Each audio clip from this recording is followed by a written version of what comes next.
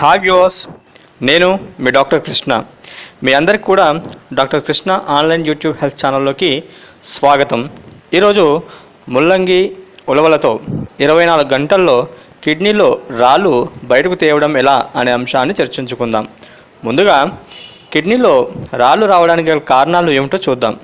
సాధారణంగా ఎక్కువగా కారము, మసాలాలు, అదేవిధంగా ఆయిల్ ఫ్రైడ్ ఐటమ్స్ కానీ లేకపోతే నాన్ వెజ్, ఎగ్ ఈ ఎక్కువగా తీసుకునేటువంటి వాళ్ళల్లో ఈ యొక్క కిడ్నీలో స్టోన్స్ తయారవుతూ ఉంటాయి.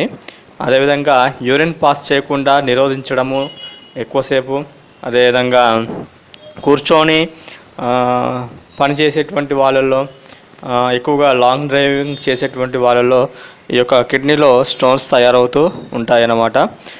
వీటి యొక్క లక్షణాలు ఎలా ఉంటుందంటే సాధారణంగా 5 mm లోపల ఉన్నటువంటి స్టోన్స్ అయితే ఎటువంటి సిమ్టమ్స్ లేకుండానే యూరిన్లో నుంచి బయటికి పాస్ అవుతూ ఉంటుంది.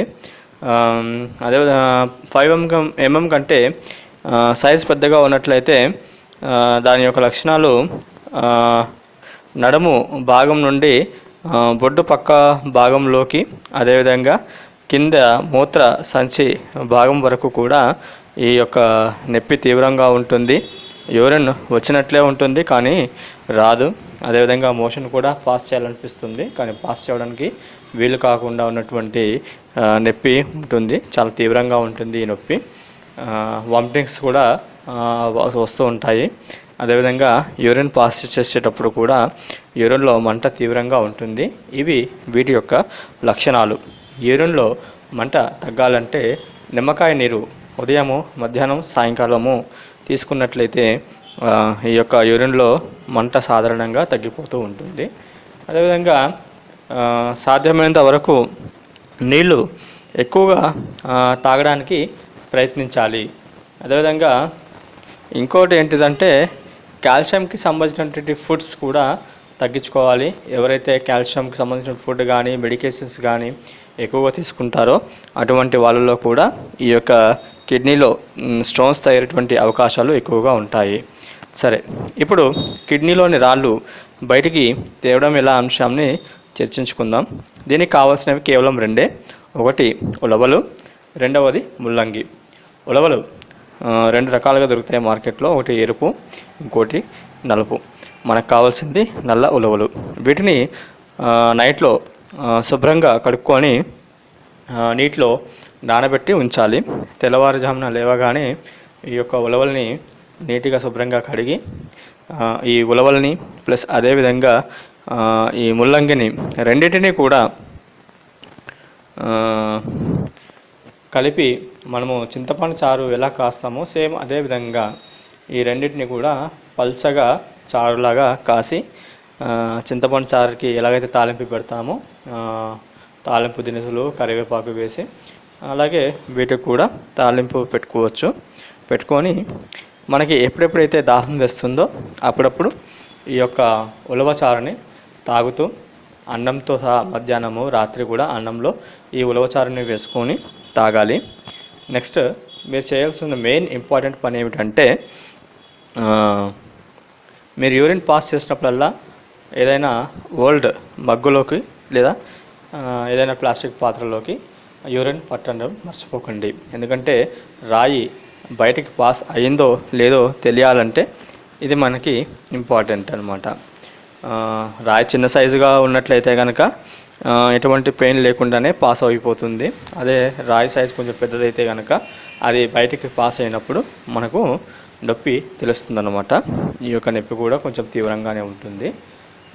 సో మీరు దాహం వేసినప్పుడల్లా ఈ యొక్క ఉలవ చారుని 24 hours మీకు ఎప్పుడెప్పుడు దాహం వేస్తే అప్పుడప్పుడు తాగినట్లయితే నెక్స్ట్ డే మార్నింగ్ మీరు ఎప్పుడైతే యూరిన్ పాస్ చేస్తారో అప్పుడు ఈ యొక్క స్టోన్ సాధ్యమైనంత వరకు బయటికి పాస్ అయిపోతుంది.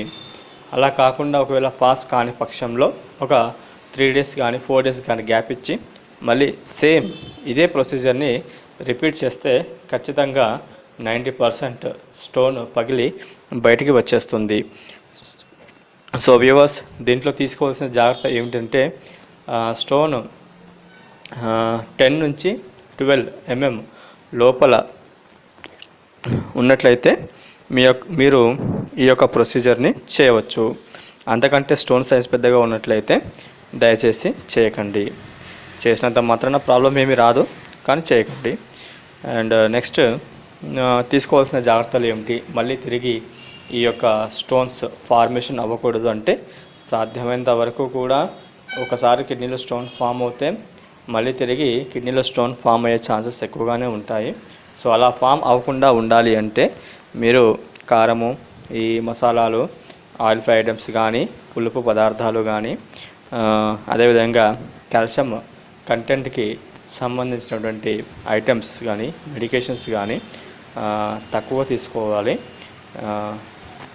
నేను పూర్తిగా ఆపమని చెప్పట్లేదు, తక్కువ తీసుకోవాలి. నేను చెప్పిన దానికి విపరీత అర్థం తీసుకొని దయచేసి పూర్తిగా తినడం మానేకండి. అలా చేస్తే బీపీ, కాల్షియం లెవెల్స్ మీద కూడా ఎఫెక్ట్ పడుతుంది. మీరు ఎక్కువగా తీసుకునే దానికంటే కూడా మామూలుగా తగ్గించి కొద్దిగా తక్కువ మోతాదులో తీసుకుంటే సరిపోతుంది. అదేవిధంగా నీరు ఎక్కువగా తాగడానికి ప్రయత్నించండి. నీరు కనీసం రోజుకి 4 నుండి 5 లీటర్లు తాగినట్లయితే ఈ యొక్క కిడ్నీలో స్టోన్స్ తయారయ్యేటువంటి ఛాన్సెస్ చాలా తక్కువగా ఉంటాయి. సో అదేవిధంగా ఇది వ్యూవర్స్, నేను మీకు ఇవాళ చెప్పాలి అనుకున్నటువంటి విషయం. ఈ వీడియో కనుక మీకు నచ్చినట్లయితే దయచేసి లైక్ చేయండి, మీ ఫ్రెండ్స్కి షేర్ చేయండి. అదేవిధంగా ఇటువంటి టిప్స్ మరిన్ని పొందడానికై నా ఈ ఛానల్ని సబ్స్క్రైబ్ చేయండి. Thank you for watching my channel.